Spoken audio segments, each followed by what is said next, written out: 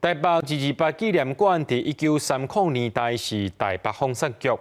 中华民国政府来到台湾了后，发生228事件，伫遮也扮演着重要的角色。也伫2020年，台北市政府把这纪念馆指定做市定古迹，因为建筑物本身也佮内面的设备拢真旧啊。纪念馆对4月开始就要进行修复工程，目前现处时代的举办展览，互民众看到未来台北228纪念馆会用什么款的方向来保留这段历史。 学生举中华民国国旗迎接国民党政府来台，原本社会充满希望。落尾却因为查私分的案件引起牵连全台的228事件，这历史文件拢伫台北228纪念馆展出。择取重点不同的标题以及内容上面做一个重点的呈现。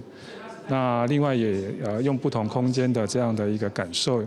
让民众也了解到所谓的沉浸式的体验。 布条顶面写唔通袂记228，提醒现代民众爱会记哩历史的价值。展览当中也点出伫现代民众安怎继续纪念228。事实上，台北228纪念馆正咧准备甲馆内的常设展览换新。现主时咧举办的预备展览，就是要互民众知影未来纪念馆的新方向。未来的常设展更新，主要就侧重在我们台北馆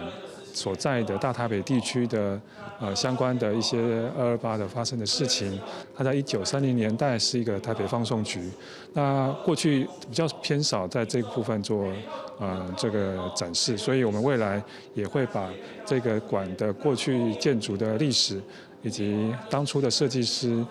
相关的历史都做一个展现。 台北228纪念馆有中西文化合并的建筑特色，佮反映过去日本殖民台湾的历史背景。因为过去广播电台是真重要的传播信息管道，伫咧228事件当中，这栋建筑也扮演重要的角色。2020年，纪念馆和台北市政府公告做市定古迹，也因为历史久长，这栋建筑物伫咧即摆的预备展览结束了后，就要开始修复工程。 有一些成就或设备的成就，或者整体的载重等等一些问题，这些透过修复工程能够做一些